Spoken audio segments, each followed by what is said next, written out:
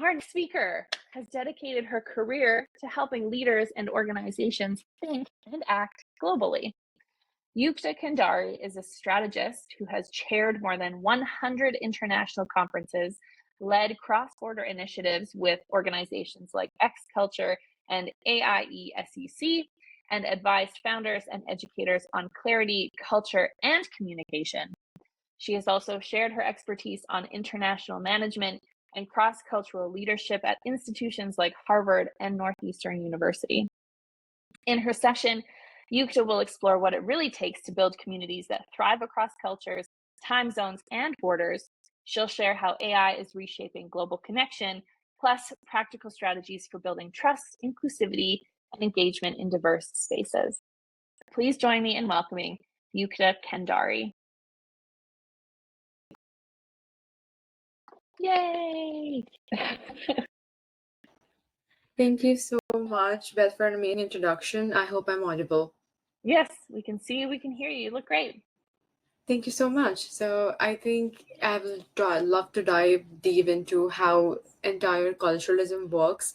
And since this is a global platform, I mean, we are connecting from different time zones. So I think this is the best time for each one of us to talk in detail about what is shaping up, how are we able to connect, why time zones actually do not matter right now, and exactly what shapes the basic understanding of us building a space which is more belonged, and it just not feels that it's for me, but it's for us and it's for you.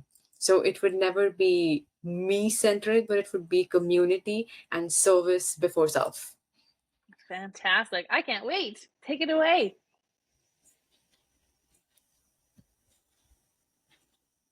And you're right. This is the perfect time and place because there are a lot of people from all over the world watching right now. And you're right, time zones don't matter. Some people are drinking a glass of wine, some people are drinking a cup of coffee. It's perfect. Okay, That's so good. I hope this is visible. Perfect. So, communities today, as we know, are born global by default. Now, when I say they're global by default, is because we have people coming from different parts of the world connecting at different places. So, you've no idea that the person you're interacting with in an online space maybe lives in the same space, studies in the same university, is in the same working environment as you, but their cultural orientations are so different from yours. They come from a different background altogether, which maybe we never thought that we should explore. And that's the problem where we cannot connect with people. And that's when the initial establishment of any community drops before even it started. So this is the 7 model which I talk about. It's called Trompenaars model of deep diving into understanding. So community is about people, no matter how much technologically advanced we would become. But if we would lose out the nuance of us being humans, us being rationally people out there, it would really not make sense for any of us out there. So if you have a look at this is a 7-way model which talks about Trompenaars' 7 dimensions. Now, of course, complicated term, but this is how you actually bifurcate the 7 areas to understand the person and the community you interact with, whether that be offline or online. Keep the same logic, you would feel more open. Universalism versus particularism. So whether your culture is based on rules and standards or relationship and trust. For example, if I come from an Asian background, would I trust people? It's more like the coconut, like the hard shell and the soft shell. So is someone more of like a peach person or a coconut person? That means hard outside, soft inside, or soft outside but hard inside. So you need to understand this with the first, universalism versus particularism. And that would easily you'd get to know by the places that they've been to or where they come from. Then individualism versus collectivism. So whether a culture focuses more on the group or the individual. Now that is how you would align your values with the community's values, and that gives you a window to connect with people in the community as well. So are you coming from an individualistic mindset that, hey, let's do this just because I feel it's the best, or hey, let's do this because the group feels it's the best? For example, business communities like BNI, TiCon, a lot of other business communities that you've been a part of, international student organizations, your own clubs out there, what do they focus on? What are they focusing on, the group, or are they focusing on an individual person's interests? That is becoming the driving force of the entire community. This helps you identify this segment very nicely. Then neutral versus effective. So whether a person within a culture expresses one's emotion openly or not. So let's say I am a very expressive member in the community talking to people. You need to understand is, am I actually trying to express my emotions openly, or I'm just trying to reflect what is thrown at me? Now, that's why it's, again, people first. Specific versus diffuse, that's the fourth one. So whether the public and private life are closely linked or not, I mean, do I want to keep it separate or keep it together? For example, like even in Europe, French are different from Germans. I mean, I had no idea Germans are so direct. I was trying to like beat around the bushes because I didn't want to sound condescending. And the person was like, hey, I know you did not like the work. I'm going to work on that. You know, it was like a 30-second conversation. You stretched it to 1 minute, 30 seconds. I was like, cool. It was not something that anyone liked, including me. Please work on that. Then achievement versus ascription. So whether a culture rewards according to one's performance or one's age, status, or gender. For example, I won't respect you just because you're elder to me, but I would respect you because you've achieved something, because you've done something. If I'm driven by that motivation, you will be connecting with me in that area. And that's how you'll be connecting with people in your community. Then time, sequential versus asynchronous. So whether people tend to do one thing at a time or several things at once, trust me, you need to be very specific with this. Like some people love multitasking, some people prefer that, hey, I want to immerse in deep work. For example, I was reading this book, Deep Work by Cal Newport, and Cal is very specific. I mean, you should not multitask. However, he also talks about CEOs and professionals like Jack, who has been leading some venture capitals, how he's working with all these areas. Then inner directed versus outer directed. So to what extent do we control our environment, or does our environment control us? So how much aware the people are out there, that would define the overall experience of the community and the members. So these 7 areas, if you've identified, specifically when you are establishing the founding team for a community or trying to like make it broad, focus on these. Then the 5 whys.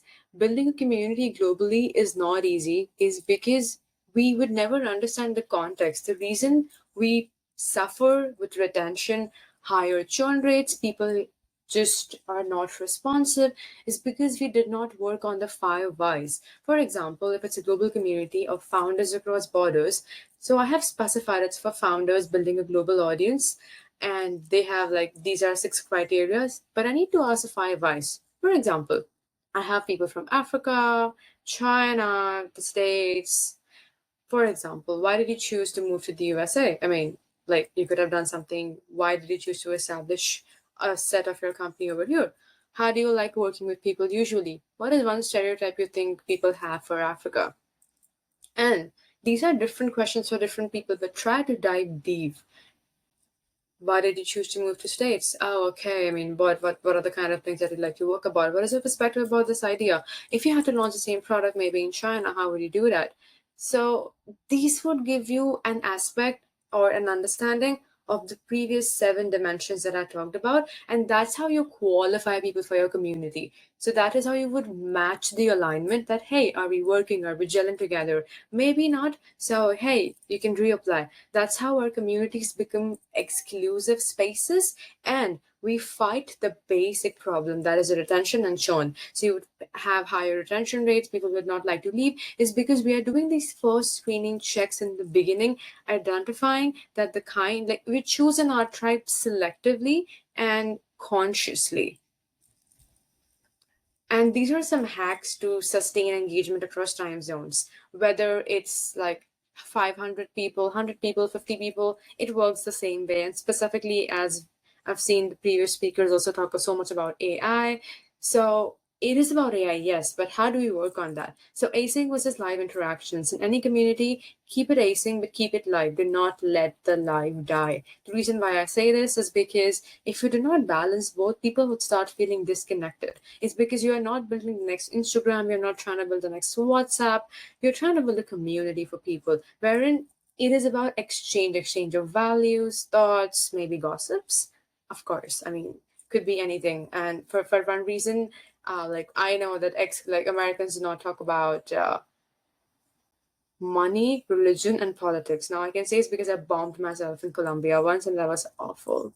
So, but irrespective of that, there was a live interaction that taught me how can I balance that entire class async and live. Use note takers, and then transcript all of the conversations that you've had on these platforms into ChatGPT or Claude. Once you've transcribed it, you would get to know what are the things that people are liking, what are the things that people are not liking, how are they engaging, what are their engagement patterns, and this would give you an easy sense of conversation, like the conversation that flows around in the community quite easily. Automating community ops, I mean, that's like the backend automation. All the things that we are doing, we need to use tech to make it happen. GHL, HubSpot easily helps you sort the entire experience, but always attach a 10-minute check-in. You can use a calendar to automate that. We need to make people feel belonged in that entire space. That 10-minute check-in just keeps us stay connected to people. For example, there's a great guy you would know in the startup space, Ben Lang. He's been building Curtain, it's a great AI tool. He always opens his 10-minute check-in slots for his community. Why? Is because people would feel belonged, stay connected, and be a part of the newsletter. So even if the main offering of that community is newsletter, people would read that. The newsletter would not go into spam. Is because even after all the automation, the human touch is still there. You can keep it 5 minutes if you value your time, like time is to value ratio, and there are more members. But these 10-minute check-ins are like the key. Use one tool and integrate others. For example, I say that Zapier is like your bridge connecting different buildings. So if you're using a different CRM, if you're using something else, Zapier is like a bridge connecting different tools all together. So use one tool and integrate others. So stick with, like for example, one universally accepted community tool for your audience. For example, Discord might be the best tool for consumer tech founders in states in the UK. Because every day they use Discord to connect with each other, speak, communicate, whatnot. Then use, as we're using this one tool and then integrating, so then you can use Zapier to like integrate the flows, use Notion to like share data. Could be like Bevy is the best tool for like X kind of people, is because it's more friendly in that way. So let's say all the community people, those who are a part of community, we love Bevy. We love CMS as a platform. Why? Is because this makes us feel more connected and we love the UI of it. So that is how you identify that what kind of people are going to like what kind of platform. You can also make your own voice agents and characters to make the entire global experiences fun, so that you can get to know where I come from, what kind of ideas. If like we talk about diversity being so important, diversity, inclusivity, DEI, hirings happen globally because of DEI. But how do you actually make the person feel diversely inclusive, yet they know that they're a part of an exclusive diversity? So you can use Claude or Suno, make these own voice agents. ChatGPT had that, but it discontinued 4 hours back. And this tells you about your personality as well. So your personality has tones, which are reflected in a global space. So you would feel that you're a part of something that's bigger than you and more purposefully aligned, just by trying to use your personality. And this like takes 30 minutes to like make your own voice agents, characters, which depict different emotions of your own life. File organization. Trust me, this saves us chaos. Use Notion, Dropbox, Asana. Choose one again, or any other tool that is easy to use. So why I specifically focus on like tools like Notion, Dropbox, like is because the more organized our communities look like, it is easier for members to navigate spaces. I mean, for example, if I talk about we're building an international window between China, the UK and States. So for example, WhatsApp is banned over there. So now if you try to link anything with WhatsApp, it's not going to work. So you need to use a tool that's like acceptable in different firewalls, yet it is not complicated to use. Then scheduling. This is the best way to like schedule things when you talk about async and live interactions. 8 a.m. EST is a global time. Why? So people in the Americas start fresh in the morning. Europeans, Africans are midday work, mostly productive, like it's like 3 p.m. BST for them or 1 p.m. BST. Asians wrap up their day, able to share updates before signing off, like 5:30 p.m., like with 5:30 p.m. to 8:30 p.m. for them. So it's somewhere easier to connect most of the people at a certain time at 8 a.m. EST. Complicate your backend, never your members' front end. Use workflows to automate, but only give 4 touch points for your community members. Now, why is it there? Because the more complicated experiences you would provide, it is easier for me to drop off. Even though I feel that I'm connected or aligned to the vision, I would feel that the platform is so complicated, I'm not able to interact with anyone. I have no idea what's going on. So this would just make the experience a bit complicated for all the people out there. Give them partnership benefits. Platform complicates the experience. The more partnerships you can bring in from different parts of the world. For example, in South America, you say that Brazil, or like maybe you're building a football club. So if you can bring in, let's say, Arsenal t-shirts, football fans do not hate me. I'm just giving an example. I'm very neutral towards it. So let's say you're talking about Chelsea, Arsenal, Manchester, Italy has their own clubs. So the more partnerships you can provide to that football community in terms of experiences, the more language benefits, the more easier it is for connecting with people. It's very similar to how Coldplay used different ticketing platforms when they were doing different shows globally. So they used, I think, Ticketmaster for most of the West.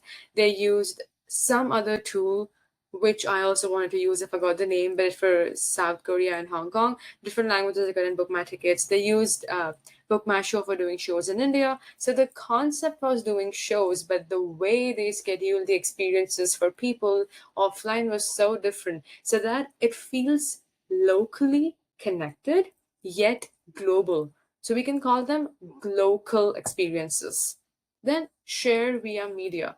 So build an immediate media engine that showcases the multicultural and global aspect of your community.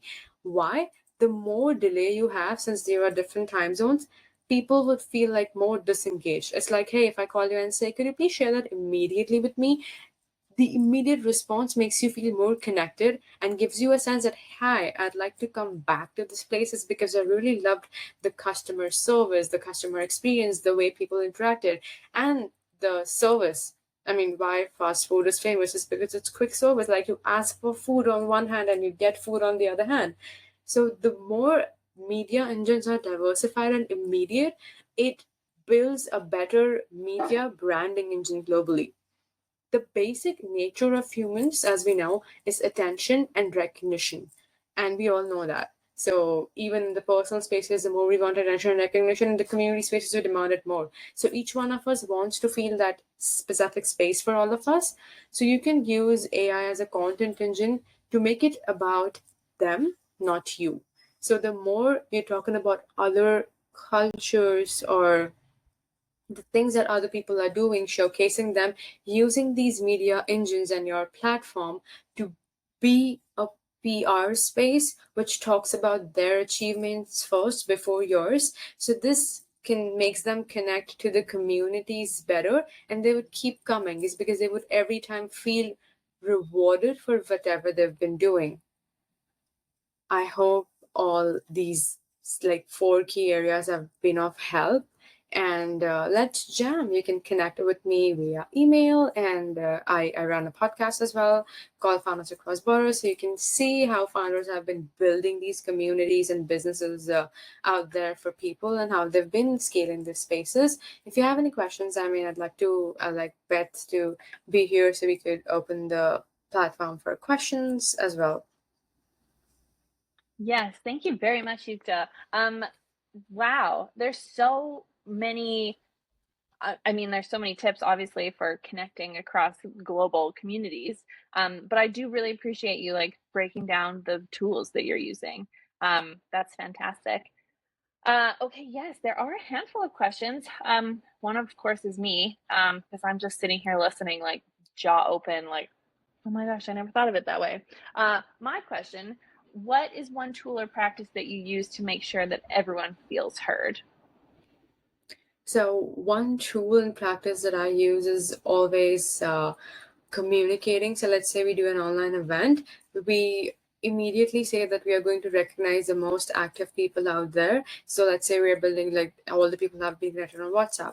So there is a one person out there who's recognizing people out there, will take a note and immediately start recognizing people that, hey, thank you for this question. Hey, thank you for doing this. And the more resources or the more value that individual person provides to the community, the more recognition that they get in the community. So that's how people get to know them, their value gets recognized, and they would want to like share more and curate these different experiences. So I'd say like leadership substitution. So then it just not just becomes about the host, like someone who's hosting or the speaker, but about many to one engagement. Yeah, cool. I actually love this question from Mariana. What universal human characteristics or behavior have you observed in communities so far? Oh, wow, I love the question. So, as I said, we're all humans at heart and core. One thing is absolutely the sense of belonging. So, the more you would feel involved and you would feel that people care for you or people support you, you would want to come back. One reason that I like this is a quote that I've always said, that the reason I got into communities is because community was a space wherein people there had been times wherein people supported or believed in me more than I believed in myself. And if that engagement or that space is there for people, they're going to come back. The second would all obviously be a universal trait, that is attention. So you would see a few people being very engaged, being moderators, or like now engaging in so many communities, specifically as admins, and they were like members, like joining 3 months back and now out there. So it's called the concept of value ladder. So they feel in their minds, the more value they provide, the more people they are going to impact, and the people are going to like them. So the likability context, if that is higher in any culture, they would stay longer in that community. So if I'm providing value and you're like, hey, I'm liking you as a person, and in my head, I'm climbing my recognition ladder one step at a time. So I'd be a part of that community more often. And the third space would be, I won't talk about emotions just because everyone perceives emotions very differently. But the third area in general would be the, I'll say, understanding the spaces. So, for example, if you have identified based on like what are the basic traits of this person, and you try to create a customized experience for them, like semi-customized, so that makes them stay longer. It's because they would feel that I have like people who respect my space and they understand where I come from. So if you can identify the roots of someone, is because no matter how globally connected we are still somewhere influenced by a certain influence of our own cultures. So if you can identify, like it's a very nuanced space, but a few community moderators are very good at identifying them with the introduction calls that they do. So that is like a perspective that makes people stay there. Yeah. Again, it's very simple, isn't it? And like the global I guess like the thing that we all have in common makes a lot of sense and like why we're all drawn to community, isn't it? Oh, absolutely, yes. Okay, Amber has a great question. First, she says this is really helpful info for us who are not just promoting a brand, but are building conscious culture for helping empower community members. What are a few of the greatest mistakes that people can make when bringing multicultural folks together? It would always be not understanding the perspective and treating everyone same. I mean, the more stereotypes, like if you start stereotyping, people immediately they would feel a disconnect. There was like a great speaker. She's a Nigerian, and she gave a TED talk called as "The Danger of a Single Story." So she explains how there is a certain stereotype that people have for Africans. Like people said Africa as a country, but it's not a country; it's a continent. So, but you have different countries in Africa. There was a time when even like I was a kid, and even I said that yeah, South Africa is what like they're like, no, South Africa is not like South Africa, it's a country in Africa. I was like, oh, I'm glad that I didn't make that blunder on a global stage, but in a classroom. So I think if the less we stereotype people that if you come from this place you are going to be like this, they'd feel immediately boxed in that space, and they would not communicate, or they would not creatively be involved in the communities, because they already know that you have an unbiased preconceived notion for them. And because of that, even if they had a different side, they would never be able to show that. So instead of having a preconceived notion, ask questions initially, ask them to engage more, and tell them like they should be talking more about themselves instead of you telling them that these are the guidelines that we follow in the community. Before giving them those guidelines, talk to them, ask them questions, and then slightly, if you have like a certain flow of your community, just slide that across, but not boxing them or saying that, hi, this is something you have to follow, because they'll feel you're stereotyping them. True. That reminds me as well of like just being patient with yourself, because like there will be times when you don't know the nuances of what, if it's a province or a town or a city. Like I think of Holland and the Netherlands, and like I'm going to use it wrong. I still will, even though I have been taught the difference of what all these words mean, and like the provinces versus the states versus the regions. So just being patient with yourself, because you're not meant to know everything. So I think that being patient and open-minded when someone says you're wrong, don't take it personally. Just be like, well, yeah, because I don't know everything. Yeah, you're not ChatGPT, right? That's right. And even ChatGPT doesn't know everything. Exactly. Yeah. I mean, that it makes me think of kind of like one of the first times, and maybe this is a naive realization that I had. But we had a CMX Connect director in Iran, and there was a time when I was messaging him and emailing, and I wasn't hearing back at all. I was like, hey, are you not interested in our program anymore? Like, hello, you have to respond. And then months later, he responded and told us that he just wasn't, like, the government cut off access to the internet for a few months. So he just was unable to message us anymore.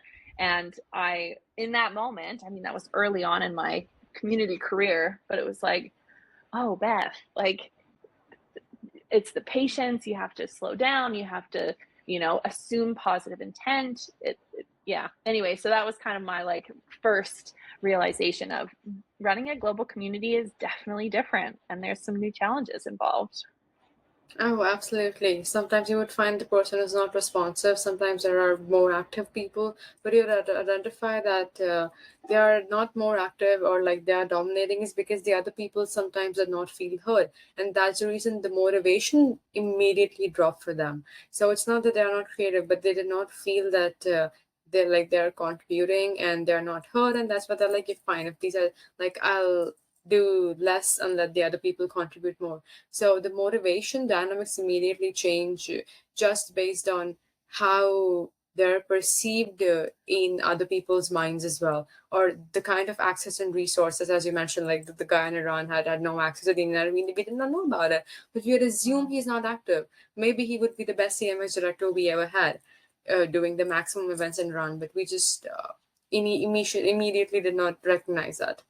Yeah, definitely. And I mean, it's a really cool opportunity because at the end of the day, I mean, I'm just sitting here in my dining room and, I can talk to everyone in the world. I get a chance to like build relationships with people from places I never otherwise would be able to meet folks from. And, like truly building relationships when I see people's names pop up in our chat or in my DMs on Bevy.